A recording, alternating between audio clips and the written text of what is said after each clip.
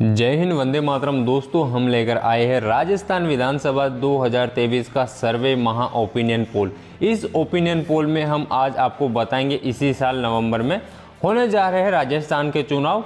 राजस्थान विधानसभा चुनाव में अब की बार किस पार्टी की बनेगी सरकार? क्या इस बार बाजी मार देगा बीजेपी या कांग्रेस बना लेगा अपनी सरकार फिर से राजस्थान में?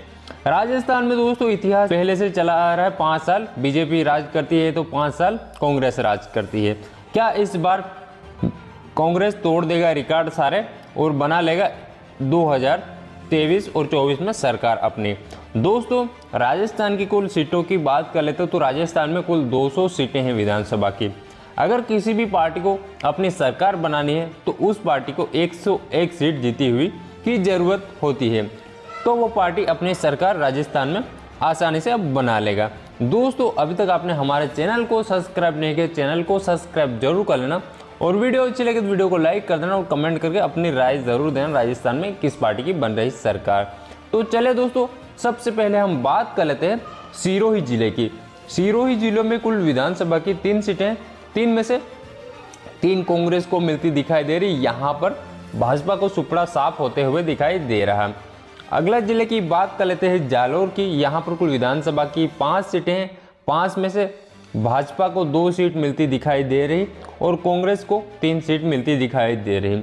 अगला जिला आ जाता है बाड़मेर। यहाँ पर कुल विधानसभा की 7 सीटें हैं, 7 में से भाजपा को 4 सीट मिलती दिखाई दे रही और कांग्रेस को 3 सीट मिलती दिखाई दे रही। अगला जिला आ जाता जैसलमेर। यहाँ पर कुल विधानसभा की 2 सीटें हैं, 2 में से भाजपा को 1 सीट मिलती दिखाई दे रही और कांग्रेस को 1 सीट मिलती दिखाई दे रही। अगला जिला आ जाता है बीकानेर।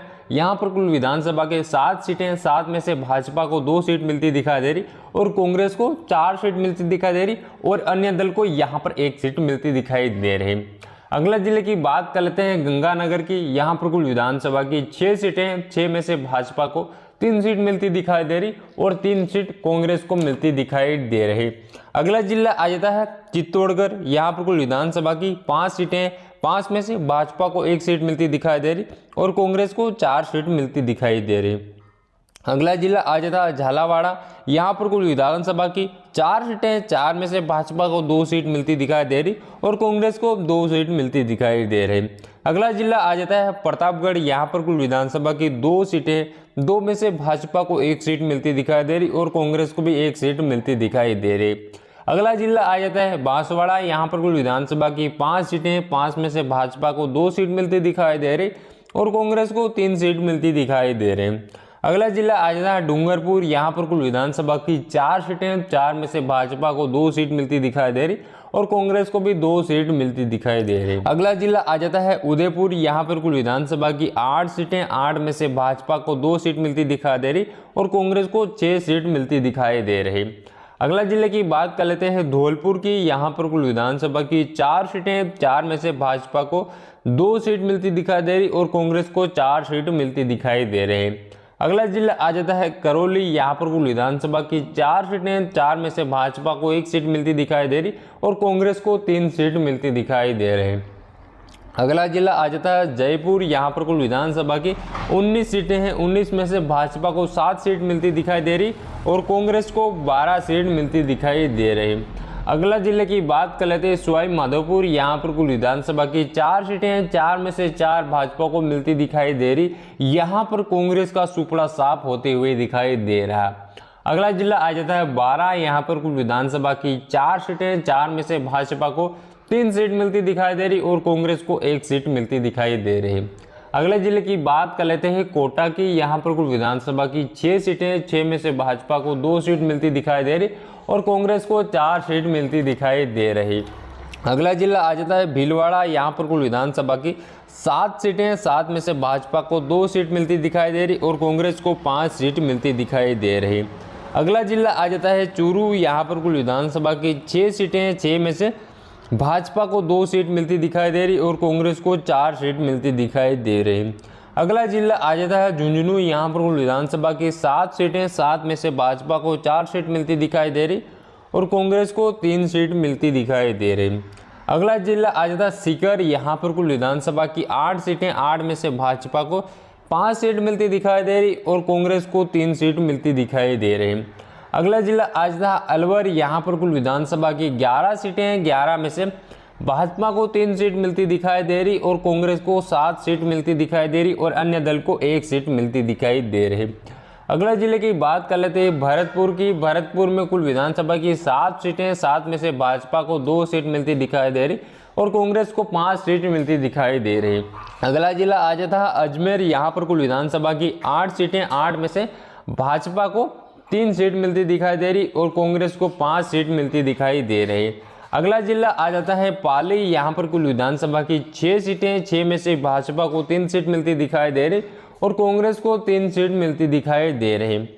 अगला जिला आ जाता है जोधपुर। जोधपुर में कुल विधानसभा की 10 सीटें। 10 में से भाजपा को 3 सीट मिलती दिखाई दे रही और कांग्रेस को 6 सीट मिलती दिखाई दे रही और अन्य दल को 1 सीट मिलती दिखाई दे रही।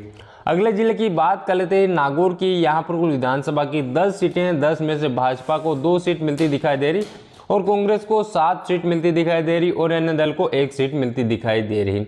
अगले जिले की बात कर लेते हैं हनुमानगढ़ की। यहाँ पर कुल विधानसभा की 5 सीटें। 5 में से भाजपा को 1 सीट मिलती दिखाई दे रही और कांग्रेस को 3 सीट मिलती दिखाई दे रही और अन्य दल को 1 सीट मिलती दिखाई दे रही। अगले जिले की बात कर लेते हैं राजसमंद की। यहाँ पर कुल विधानसभा की 4 सीटें। 4 में से भाजपा को 2 सीट मिलती दिखाई दे रही और कांग्रेस को 2 सीट मिलती दिखाई दे रही। अगले जिले की बात कर लेते हैं बूंदी की। यहाँ पर कुल विधानसभा की 3 सीटें। 3 में से भाजपा को 1 सीट मिलती दिखाई दे रही और कांग्रेस को 2 सीट मिलती दिखाई दे रही। अगला जिला आ जाता है अपना टोंक। यहाँ पर कुल विधानसभा की 4 सीटें। 4 में से भाजपा को 1 सीट मिलती दिखाई दे रही और कांग्रेस को 3 सीट मिलती दिखाई दे रही। अगला जिला आ जाता है दौसा। यहाँ पर कुल विधानसभा की 5 सीटें। 5 में से भाजपा को 2 सीट मिलती दिखाई दे रही और कांग्रेस को 3 सीट मिलती दिखाई दे रही।